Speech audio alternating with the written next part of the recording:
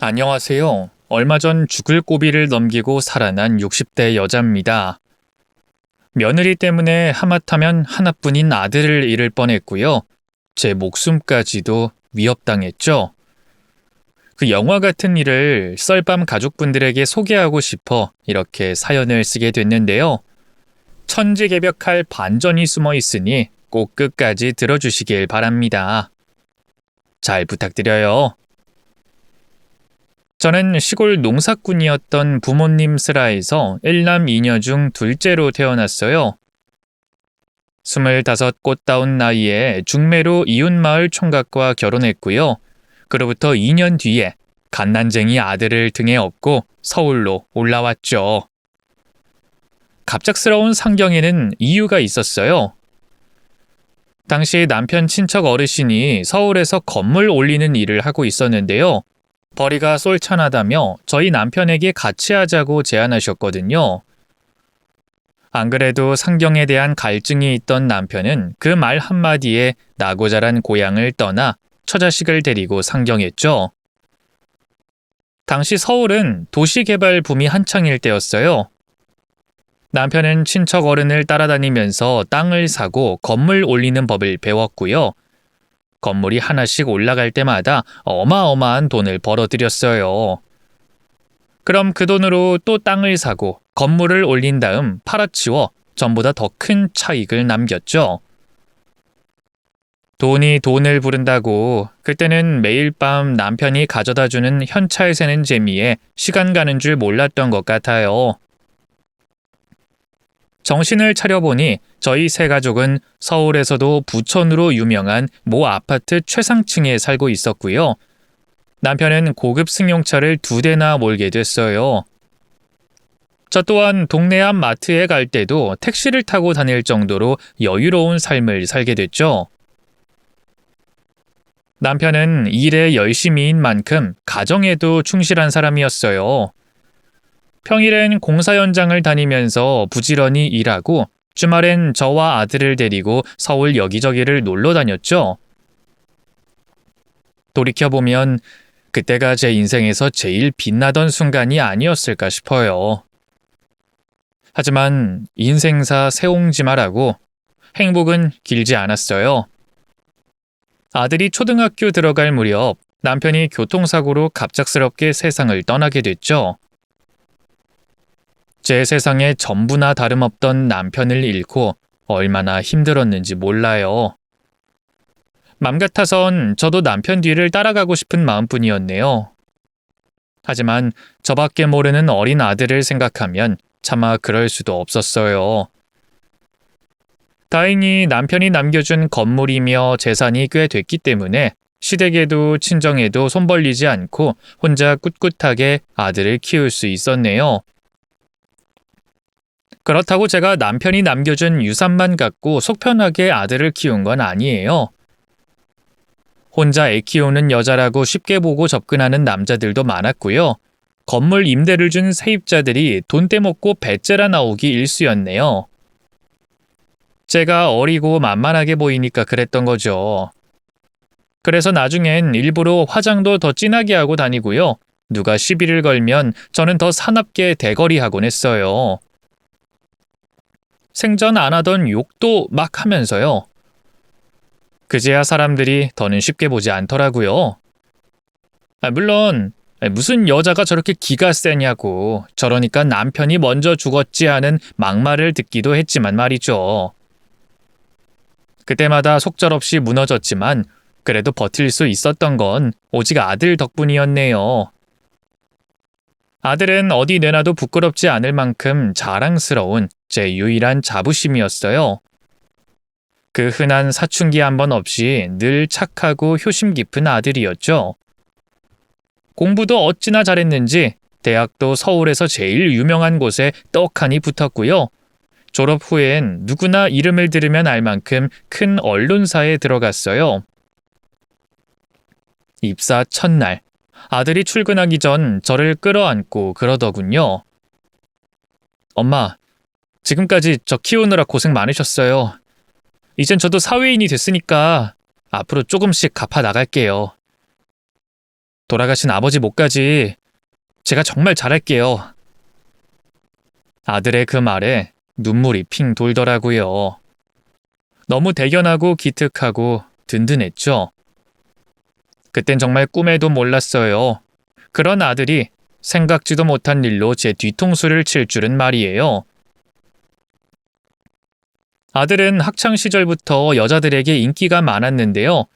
종종 여자친구를 사귀기도 했지만 회사 들어가고 한동안은 일하느라 바빠 연애 사업에 뜸했어요. 그런데 입사한 지 2년쯤 됐을까요? 하루는 갑자기 집으로 여자친구를 데려왔어요. 결혼하고 싶은 여자라면서 말이죠. 제가 시어머니랍시고 예비 며느리를 이리 재고 저리 재고 사소한 결정까지 눈에 불을 켜고 찾아내는 그런 사람은 아닌데요. 아들의 여자친구는 아무리 봐도 저희 아들 짝으로 썩 마음에 차는 아이는 아니었어요. 부모 얼굴도 모르고 보육원에서 자란 천의 고아에 고등학교도 못 나왔고요. 변변한 직업도 없이 찻집에서 아르바이트하는 아가씨였으니까요. 아들이 그 찻집 단골이라 들락날락하다 눈이 맞았다는데 어찌나 속이 상하던지요. 그래도 아들 여자친구가 있을 땐 그런 내색을 일절하지 않고요.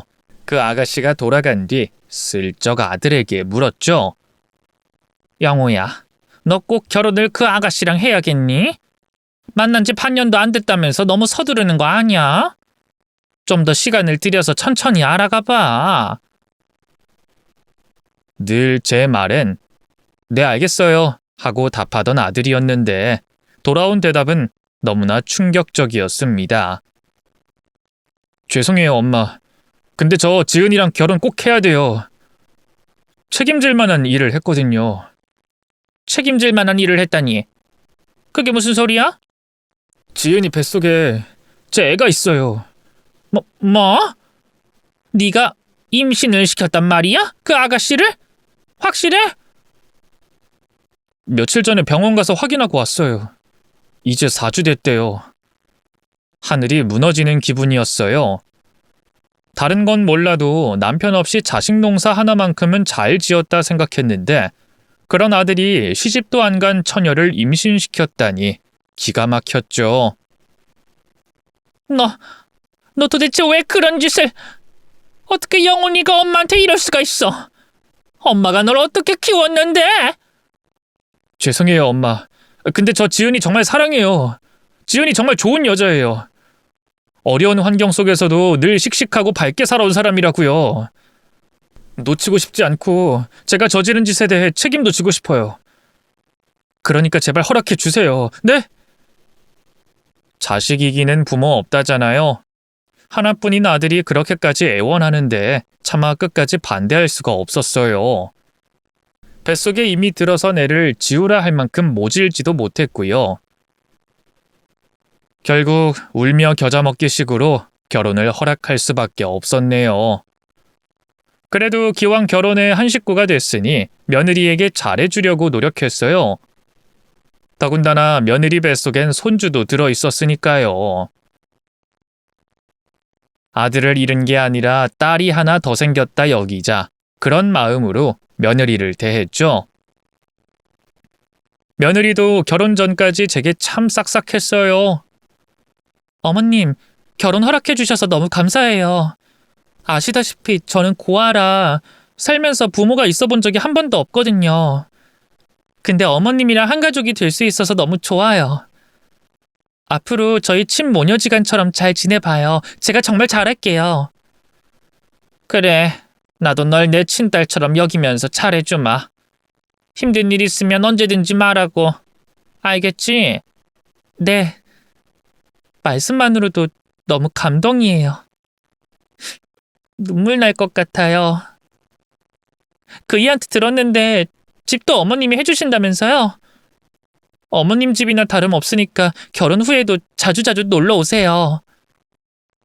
어찌나 입안에 혀처럼 구는지 처음엔 아들이 지 섹시 하나는 참 잘 골랐다고 생각했어요. 그런데 웬걸 며느리는 식을 올리자마자 완전히 다른 사람이 됐어요. 매일같이 하던 안부 전화도 뚝 끊겼고요. 신혼집에 자주 놀러 오라고 할 땐 언제고 집 현관 비밀번호조차 알려주지 않았네요. 처음엔 임신 때문에 예민해져서 그런가 보다 했어요. 아들에게 전해 듣기로는 입덧이 너무 심해서 밥도 제대로 못 먹는다 하더군요. 그래서 하루는 날 잡고 며느리가 먹고 싶다던 반찬을 잔뜩 해서 찾아갔어요. 결혼 전에 며느리를 몇 번 집에 초대해 음식을 해줬는데 그때마다 참 맛있게 잘 먹었거든요. 그런데 웬걸, 며느리는 몸이 아프단 핑계로 문을 열어주지도 않더라고요. 아, 어머님 어떡하죠? 제가 입덧 때문에 기운이 하나도 없어서 꼴도 말이 아니고 오늘은 그냥 돌아가셔야 할 것 같아요. 미리 전화라도 하고 오시지 그랬어요. 야, 아침부터 계속했는데 네가 전화를 안 받길래. 몸이 많이 안 좋니? 너 잘 먹던 반찬 이것저것 좀 만들어 봤는데. 아, 이거라도 냉장고에 넣어주고 갈게. 잠깐 문만 열어주렴. 아, 됐으니까 그냥 문 앞에 두세요.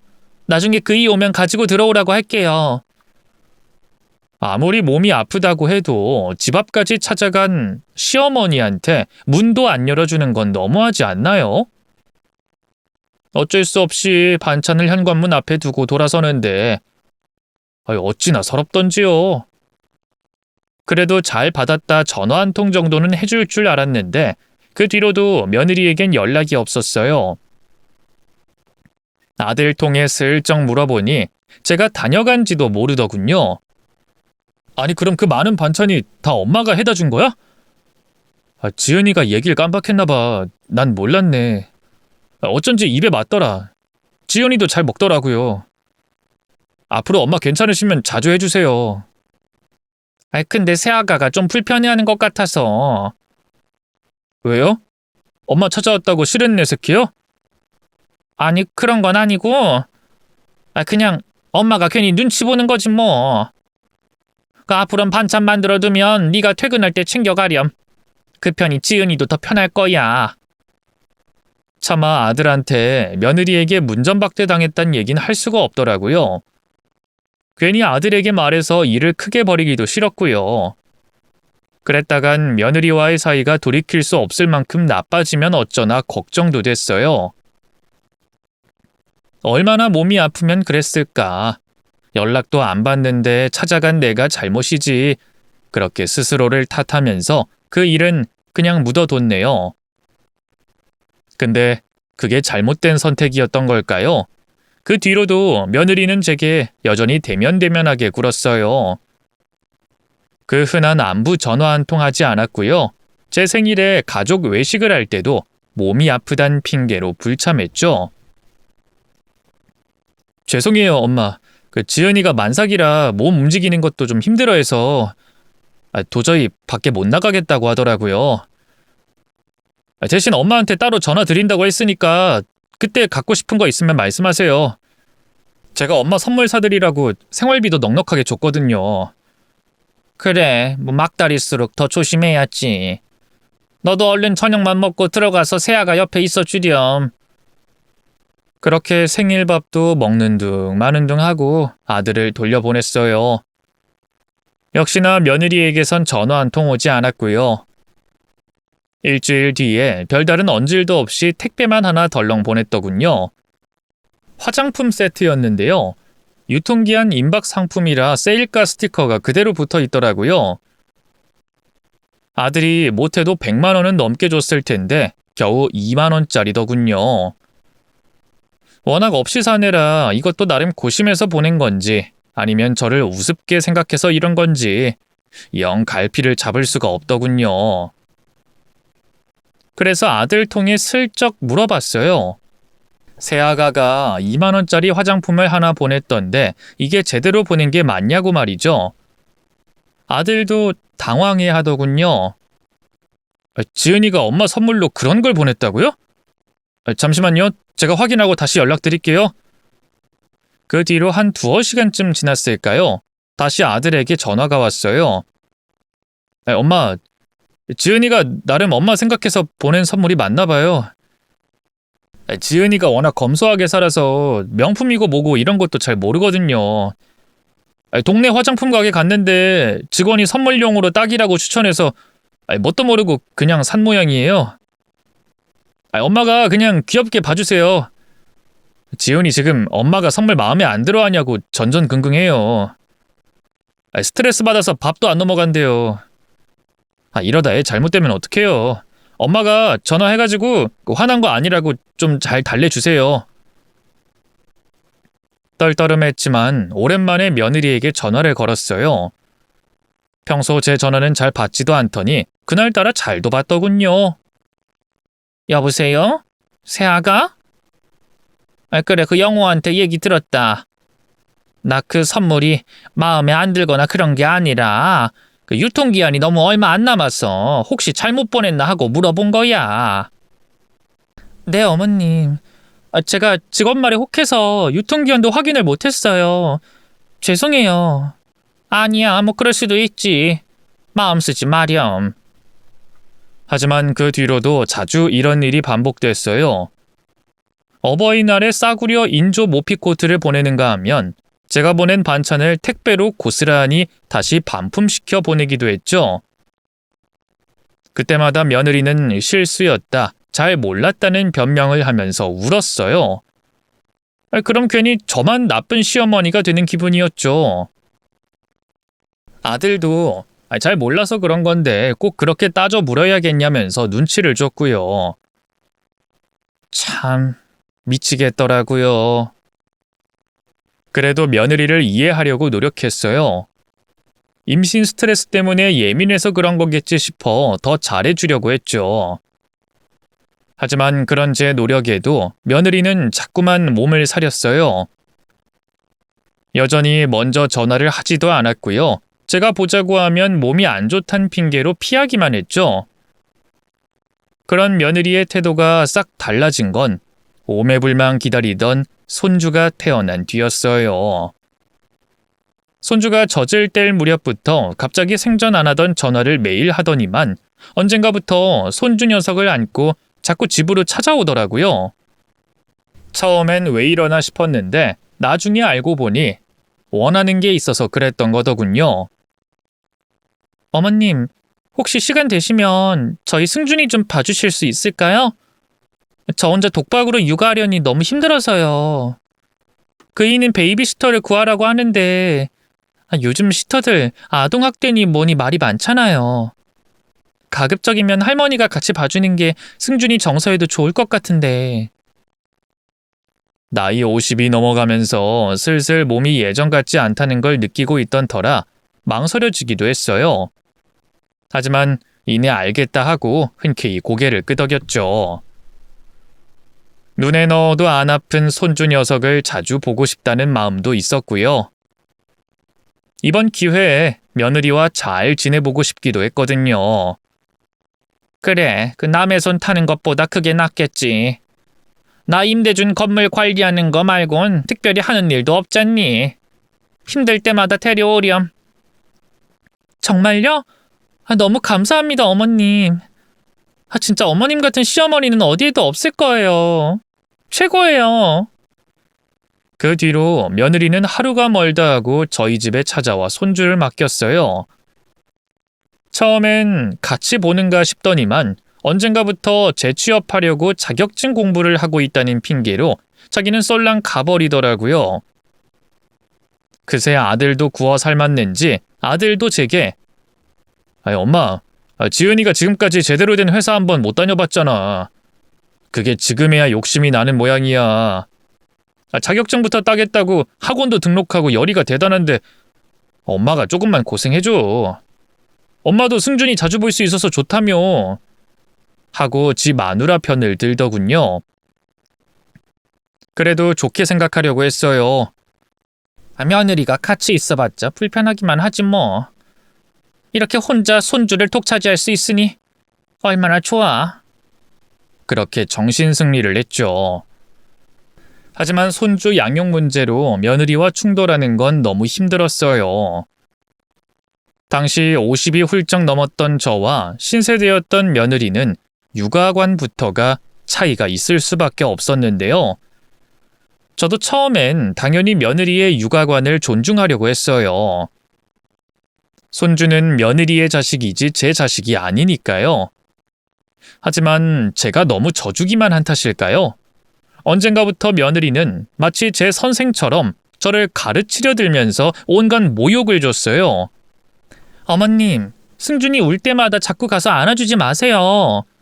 그러니까 애가 자꾸 잠투정이 늘잖아요. 아유, 나도 그냥 두고 싶은데 너무 숨이 넘어갈 것처럼 울잖니. 그러다 잘못하면 큰일 날까봐 가만히 있을 수가 있어야지. 큰일 안 나요. 그러니까 제발 가만히 두세요. 그리고 베이비캠 보니까 승준이 침대에 눕히기 전에 자꾸 얼굴 부비시던데 그것도 하지 마세요. 비위생적이기도 하고 침독 오를 수도 있단 말이에요.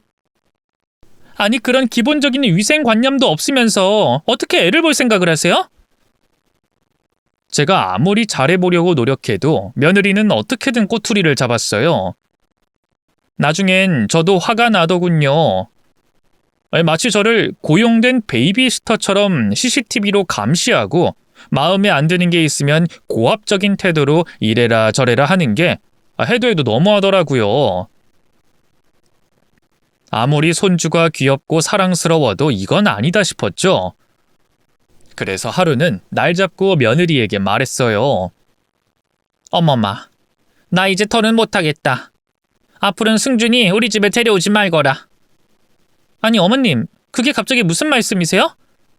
네가 뭐 밖에서 일을 하는 것도 아니고 특별히 몸이 아픈 것도 아닌데 언제까지 내가 승준이를 봐줘야 하니? 몸도 너무 힘들고 네가 애 문제로 나한테 이래라 저래라 하는 것도 불편하고 이제 그만하고 싶구나. 갑자기 이러시면 어떡해요? 저도 나름 일정이 있고 계획이 있는데. 네가 무슨 일정이 있고 계획이 있어? 아시잖아요. 저 학원 공부 때문에. 그래, 재취업한다고 학원 다닌다고 했지? 근데 대체 그놈의 자격증은 언제 따는 건데? 이번 시험 응시를 하기나 했니? 들어갈 회사를 알아보고는 있는 거고. 제 말에 며느리는 입술을 앙 다물며 아무 말도 하지 못했어요. 역시나 예상은 했지만 공부는 핑계였고 그냥 육아를 떠넘기고만 있었던 거죠. 하지만 방귀 낀 놈이 더 성낸다고 며느리는 오히려 씩씩대면서 손주를 안아들었어요. 그리고는 차가운 목소리로 그러더군요. 그래요. 앞으로는 이 집에 승준이 데려올 일 절대 없을 거예요. 물론 어머님이 저희 집으로 오는 것도 제가 불편하니까 자제해 주셨으면 하고요. 앞으로 다시는 손주 얼굴 볼 생각 말라는 협박이나 다름없었죠. 뭐 이렇게 되바라진 애가 다 있나 싶더군요. 아니, 너 지금 승준이 가지고 시엠이 협박하는 거냐? 제가 언제 협박을 했다고 그러세요? 또 절 이상하게 몰아가시네요. 전에도 그이한테 제가 한 일들 곡해해서 전달해서 나쁜 년 만드시더니 저도 가만히 당하고 있진 않을 거예요. 두고 보세요. 며느리는 고아로 태어나 힘들게 자란 탓일까요? 저는 이해할 수 없는 피해의식으로 가득 차 있었어요. 본인이 10의 피해를 준 걸 제가 1만 지적해도 마치 100의 피해를 당한 것처럼 어쩔 줄 몰라 했죠. 자긴 잘못한 게 없다. 나쁜 건 다 다른 사람들이다. 하는 자기 합리화도 심했고요. 이번에도 아니나 다를까 아들에게 말을 이상하게 전했나 봐요. 바로 다음 날 아들이 제게 전화를 했더군요. 아니, 엄마, 그 사람한테 왜 그러셨어요? 학원 다니면서 자격증 따지도 못하고 애만 자꾸 맡긴다고 한 소리 하셨다면서요? 제가 한 말을 또 그새 교묘하게 뉘앙스만 바꿔 전했더라고요. 아니, 난 그렇게 말한 게 아니라 어멈이 학원 다닌다고 허구한 날 승준이는 나 몰라라 하는 것 같아서. 또 실제로 공부도 별로 안 하는 것 같길래 한 소리 한 거지. 나도 승준이 혼자 돌보는 게 너무 힘드니까. 힘들면 저한테 말씀을 하시면 되죠. 그럼 제가 베이비시터를 구해보든 그 사람한테 잘 얘기해보든 했을 텐데. 그리고 그 사람 집에서 얼마나 열심히 공부하는데요. 엄마 앞에서 공부 안 한다고 공부 안 하는 게 아니잖아요. 아들은 이미 며느리에게 단단히 홀려 있는 상태였어요. 제가 무슨 말을 해도 먹히지 않았죠. 며느리 때보다도 훨씬 더 마음이 상하고 서운하더라고요. 이래서 자식 새끼 키워봤자 소용없다는 말이 있는 거구나 싶었죠. 그 뒤로는 며느리가 은근슬쩍 손주를 맡기려고 할 때마다 모르쇠로 일관했고요. 아들과도 일부러 거리를 뒀어요. 우습게도 아들과 며느리도 기다렸다는 듯이 제게 연락을 하지 않더군요. 나중에 들어보니 결국 베이비시터를 구했다 하대요. 참 허무하고 비참했어요. 결국 저는 아들 부부에게 공짜 베이비시터 혹은 필요할 때만 찾는 사람, 그 이상도 이하도 아니었던 거예요. 그 뒤로 저는 집에 틀어박혀 은둔 생활만 했어요. 하지만 그것도 하루 이틀이지. 그럴수록 삶에 대한 의지만 사라지더군요. 이대로는 안 되겠다 싶어 친구들도 더 자주 만나고요. 문화센터에 가서 한국 무용, 영어회화, 그림 등 다양한 수업을 듣기 시작했어요. 그날도 그랬어요. 평소처럼 문화센터에서 한국 무용 수업을 듣고 나왔는데요. 웬일로 며느리에게서 전화가 오더라고요. 손주 양육을 더는 못하겠다고 선언하자마자 칼같이 연락을 끊었는데 말이죠. 반가운 마음보단 걱정부터 들더라고요. 또 뭘 부탁하려고 이러나 싶어서요. 그렇다고 안 받을 수도 없으니 전화를 받긴 받았어요. 그런데 며느리가 웬걸 갑자기 여행을 가자고 하더라고요. 그것도 단둘이서 말이죠. 같이 여행을 갈 만큼 사이 좋은 고부 사이는 아니었기 때문에 좀 당황스러웠어요. 갑자기? 여행을 가자고? 네. 저 그 강원도 리조트 숙박권이 공짜로 생겼는데 버리자니 아까워서요. 레스토랑 이용권도 같이 있는 건데 여기 밥이 진짜 맛있거든요. 난 됐다. 그냥 영호랑 둘이 다녀오거라. 어머, 모르셨어요, 어머님? 그 이 지금 미국으로 출장 갔잖아요. 다음 주나 돼야 한국 들어올 거예요. 근데 숙박권은 이번 주말까지라 빨리 써야 하거든요. 글쎄다. 난 영 내키지 않는데. 같이 갈 다른 친구 없니? 아유, 어머님도 참. 이 좋은 걸 왜 친구랑 써요? 어머님이랑 써야죠. 어머님 그동안 승준이 키워주시느라 고생 많이 하셨는데 제가 뭐 변변하게 해드린 것도 없잖아요. 이번 기회에 효도 좀 하게 해주세요. 제가 바다 드라이브도 시켜드리고 어머님 좋아하시는 회도 사드리고 잘 모실게요. 네? 며느리답지 않게 애교 섞인 콧소리까지 내면서 조르는데 계속 거절하기가 힘들더라고요. 결국 알겠다 하고 전화를 끊었죠. 그러고도 설마 했는데 며느리가 진짜로 그 주 주말에 차를 갖고 저희 집 앞까지 왔어요. 얼떨떨한 마음으로 차에 탑승해 바로 강원도로 떠났죠. 오랜만에 만난 며느리는 완전히 다른 사람이 된 것 같았어요. 어찌나 사근사근하고 애교가 많은지 결혼 전 제게 알랑방귀 끼던 시절이 떠오르더군요. 운전을 하는 내내 계속 제게 살갑게 말을 붙이고요. 차 안에서 먹을 간단한 주전부리와 커피까지 챙겨왔더라고요. 하지만 며느리는 운전하는데 저 혼자 그 옆에서 먹기가 뭐해서 그냥 먹는 둥 마는 둥 했는데요. 며느리가 그런 제 마음을 알았는지 먼저 그러더라고요. 어머님, 목마르시면 옆에 있는 커피 드세요. 제가 집에서 직접 원두 갈아서 뽑아온 거예요. 고구마랑 감자 삶아온 것도 드시고요. 전 아까 집에서 많이 먹고 왔어요. 그래도 너 운전 중인데 나 혼자 어떡해. 전 진짜 괜찮다니까요. 그리고 다이어트 중이라 주전부리는 최대한 자제 중이기도 하고요. 그래? 그럼 조금만 먹어보마.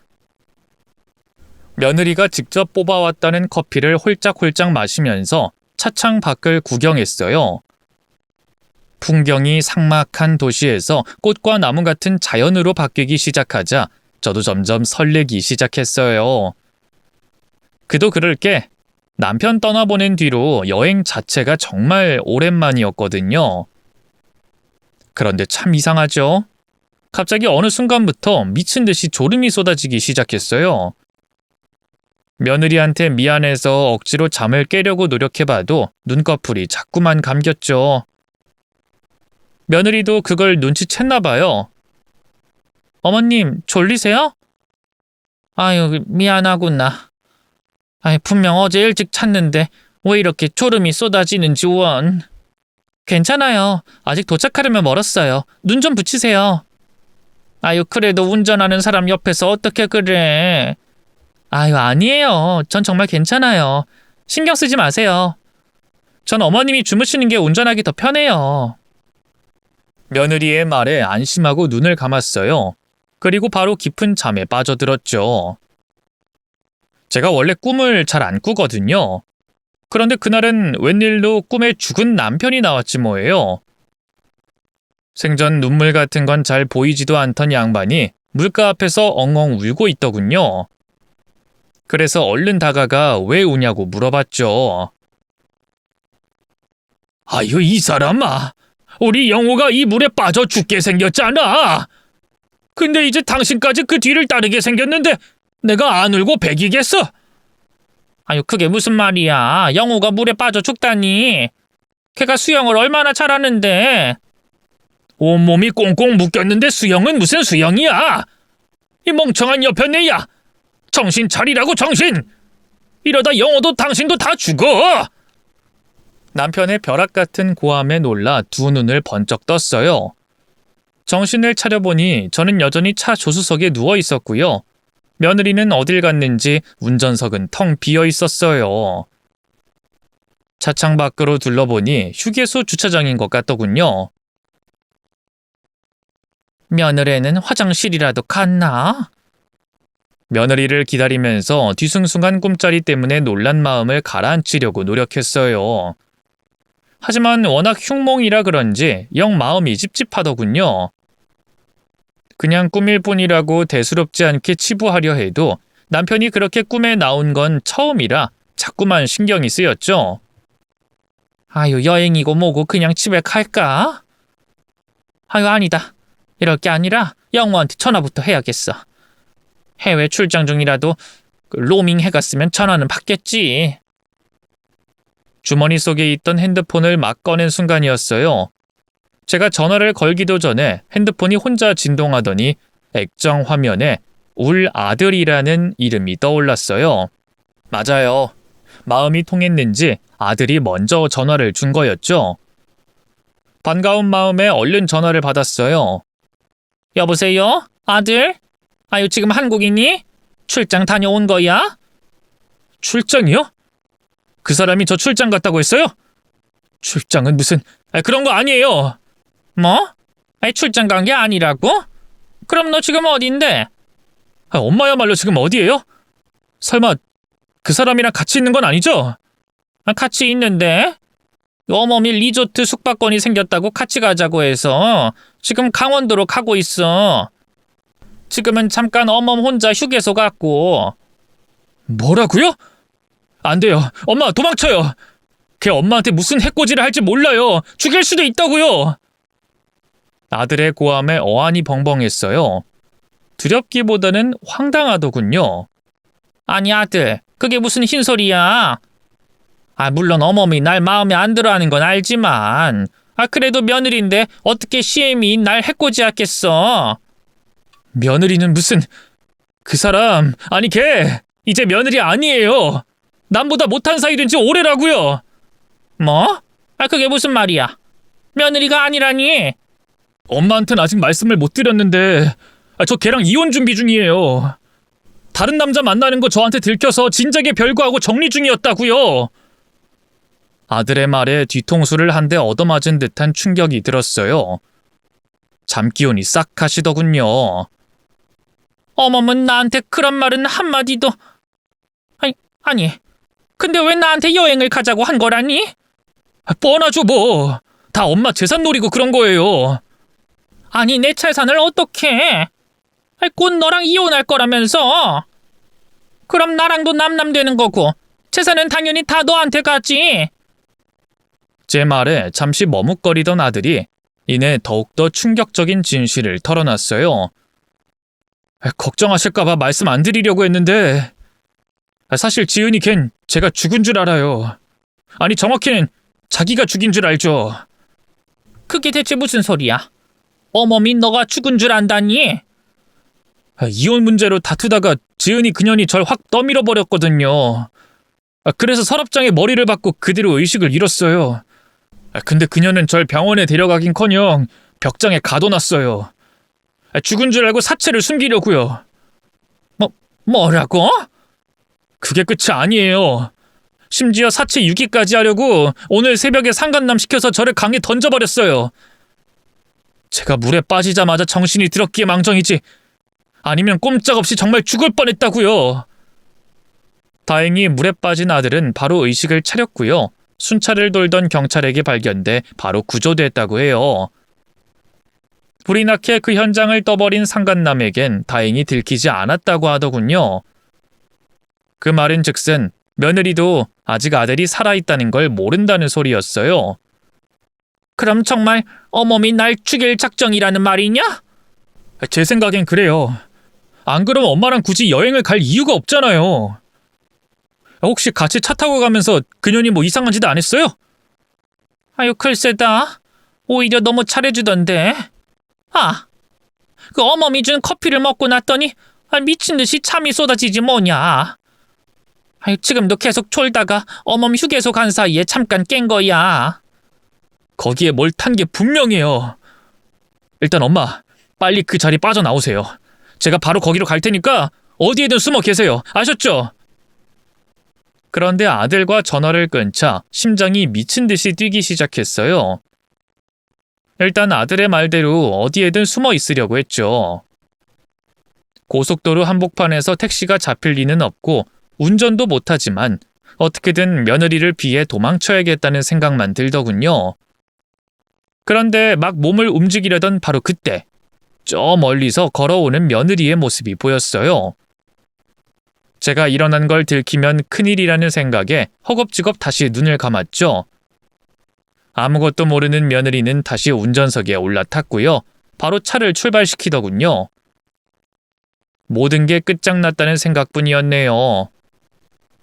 그렇게 차가 또 얼마나 더 달렸을까요? 진동 소리가 들린다 싶더니만 며느리가 누군가와 통화를 하기 시작했죠. 아무래도 그 상간남인 것 같았어요. 그래, 아무도 못 본 거 확실하지? 다시 물에 안 뜨는지 확인도 했고. 잘했어. 역시 오빠밖에 없다니까. 다른 남자에게 애교 섞인 목소리로 교태를 부리는 며느리를 보고 있자니 그제야 실감이 나더라고요. 당장이라도 일어나 며느리의 머리채를 잡아채고 싶었지만 꼭 참았어요. 시엄마 쪽? 여기도 곧 끝날 것 같아. 지금 수면제 먹여서 완전 골로 보냈거든. 이제 곧 그 도로 나오는데 거기서 엑셀 쭉 밟고 미끄러지려고. 잠깐만. 2년 안전벨트부터 풀어야겠다. 며느리는 말이 끝나기가 무섭게 제 쪽으로 다가오는 것 같았어요. 이내 툭 하고 무언가 풀리는 소리가 났어요. 바로 제가 메고 있던 안전벨트였죠. 맞아요. 며느리는 저를 교통사고로 위장시켜 죽일 작정이었던 거예요. 이 망할 노인네 때문에 그동안 얼마나 힘들었는지 몰라. 평생 남편이랑 아들이 벌어다준 돈으로 편하게 호의호식한 주제 뭐가 잘났다고. 지는 무식한 농사꾼 집안 딸년이면서 툭하면 나를 고아라고 업신여겼다니까. 그깟 애 좀 봐준다고 아주 유세는 유세대로 부리고. 진짜 재산만 없었으면 진작에 내다 버렸을 거야. 며느리는 그 상간남에게 계속해서 제 욕을 했어요. 하지만 모욕감보다는 이제 곧 죽을지도 모른다는 공포감이 저를 더 지배했죠. 하지만 호랑이 굴에 물려가도 정신만 바짝 차리면 산다잖아요. 저는 침착하게 탈출할 기회를 노렸어요.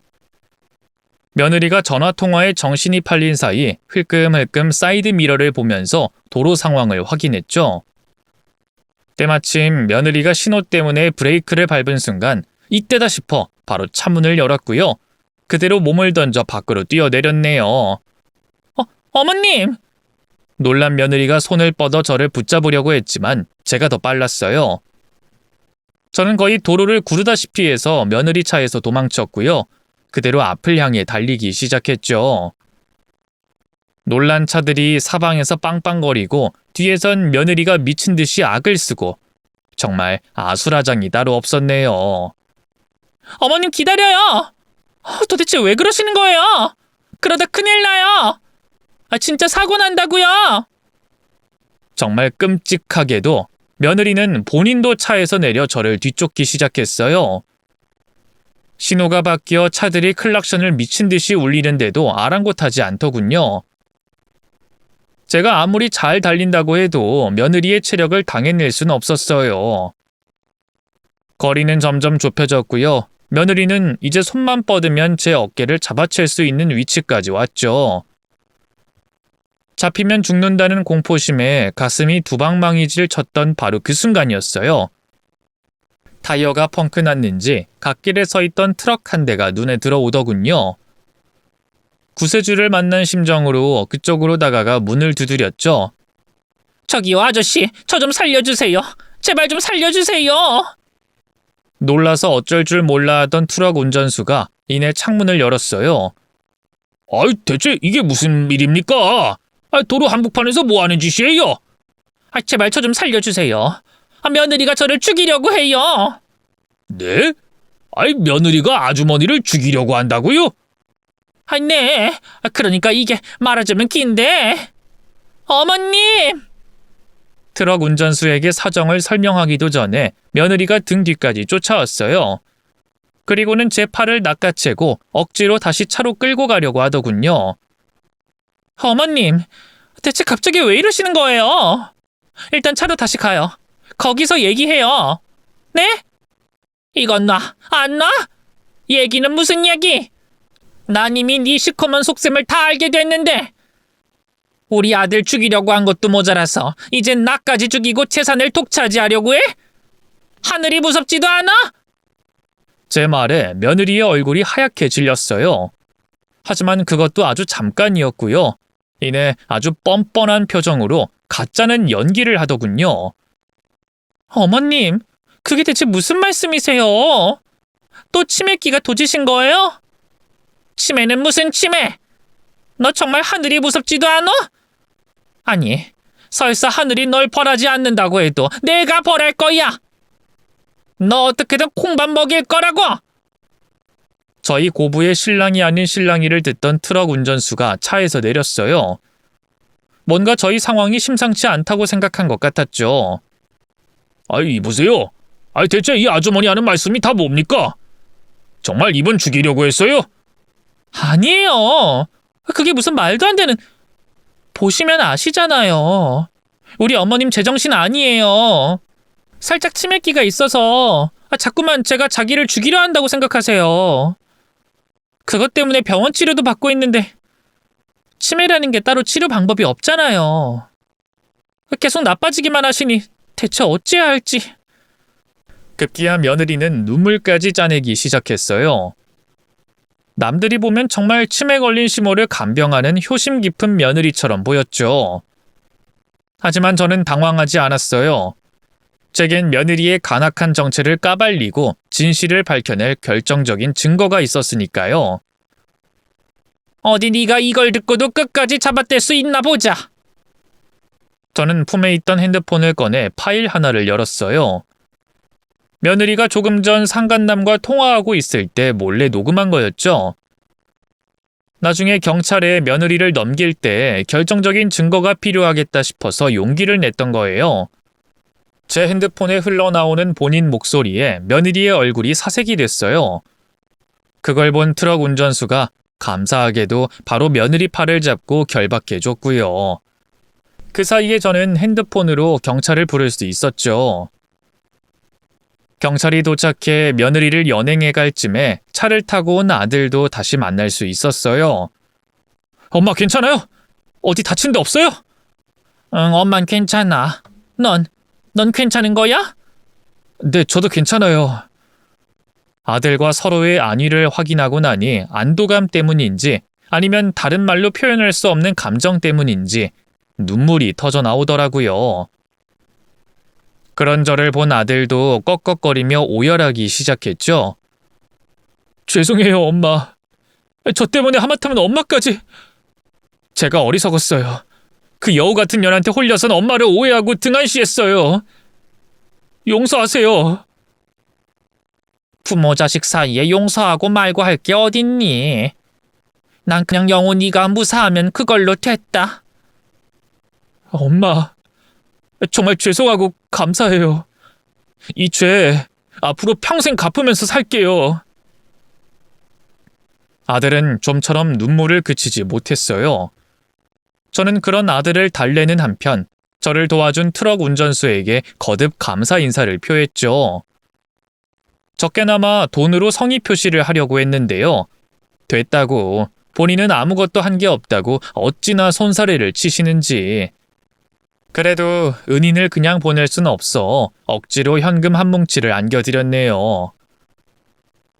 경찰 수사 결과 드러난 진실은 놀랍지도 않았어요.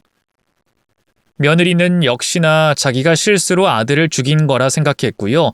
그게 발각될까 두려워 내연남과 함께 짜고 아들을 유기했어요. 그리고는 제 재산을 노리고 저까지 죽이려 접근한 거였죠. 저와 아들이 사망하면 그 재산의 상속자는 바로 자기와 자기 아들이 되니까요. 경찰서에서 멀쩡하게 나타난 아들을 보고 며느리가 어찌나 사색이 되던지 그 꼴이 참 웃기지도 않더군요. 증거가 너무나 명명백백해서 며느리와 상간남은 바로 재판에 넘겨졌어요. 며느리는 재판받는 내내 저와 아들에게 용서를 빌었습니다. 하지만 그게 과연 진심으로 뉘우쳐서 그런 걸까요? 제가 볼 땐 아니었어요. 왜냐하면 끊임없이 저희 모자에게 합의서와 처벌 불원서를 요구했거든요. 어머님, 제가 정말 잘못했어요. 그이가 너무 완강하게 이혼을 얘기하니까 서러운 마음에 다투다가 그만. 죽일 생각은 없었어요. 정말이에요. 어쩜 그렇게 뻔뻔하게 거짓말을 하니? 우리 영호가 죽은 줄 알고 강물에 버리기까지 해놓고 하늘이 무섭지도 않아? 그럼 어떡해요? 전 정말로 그이가 죽은 줄로만 알았는데. 살인자가 될 생각에 무서웠어요. 또 제가 감옥에 들어가면 우리 승준이는 어떡하나 싶었고요. 저도 영호 씨가 살아있는 걸 알았으면 바로 병원에 데려갔을 거예요. 아니, 넌 아마 영호가 살아있는 걸 알았으면 어떻게든 숨통을 끊어놨을 애야. 돈 한 푼 없이 이혼당하느니 손에 피를 묻히는 거 선택했을 거라고. 그러니까 내 재산까지 노리고 그렇게 찾아와서 수작을 부린 거잖아. 아니에요, 어머님. 어머님 찾아갔던 건 정말 죄송한 마음에 어쩔 수 없는 사고로 어머님 하나뿐인 아들을 잃게 만든 게 죄송해서 그랬던 거예요. 간악한 년. 어디 그 새치혀로 또 사람을 속이려고? 하늘에 손바닥으로 가린다고 가려질 것 같아? 어디 두고 보자꾸나. 검사 앞에서도 그렇게 계속 거짓말 할 수 있을지. 어머님, 그러지 마시고 제발 처벌 불원서를 좀 써주세요. 네? 저 감옥 가면 우리 승준이는 어떡해요? 애가 그래도 엄마가 있어야죠. 너 같은 살인자가 엄마는 무슨. 승준이 나랑 영호가 잘 키울 테니 걱정 말거라. 어차피 양육권도 친권도 다 우리 영호가 갖게 될 텐데 승준이 걘 더 이상 네 아들 아니라고 생각하고 살아. 제가 강경하게 나오자 며느리는 아들에게도 매달렸어요. 하지만 아들 역시 저와 마찬가지로 며느리를 용서할 생각이 전혀 없었죠. 치열한 법적 다툼 끝에 결국 며느리와 그 상간남은 사체 유기 및 살인 미수죄로 실형을 선고받았고요. 현재 교도소에 수감 중입니다. 둘 다 초범치곤 꽤 높은 형량이 나와서 한동안 감옥에 있을 것 같아요. 잘된 일이죠. 혹시라도 나중에 며느리가 출소 후에 손주를 빌미로 다시 접근할 걸 염려해 여러 법적인 절차도 알아봐둔 상태입니다.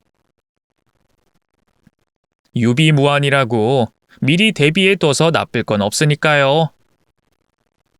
며느리가 교도소에 들어간 지도 벌써 반년이 흘렀는데요. 현재 저는 아들과 둘이 잘 살고 있습니다.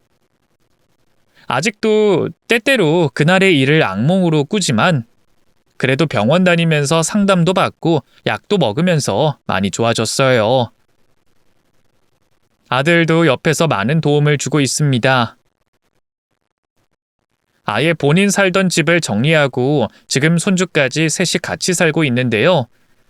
맘 같아선 아들이 빨리 다른 좋은 여자 만나서 새 출발했으면 하지만 아직 저희 가족에겐 좀 더 시간이 필요한 것 같아요.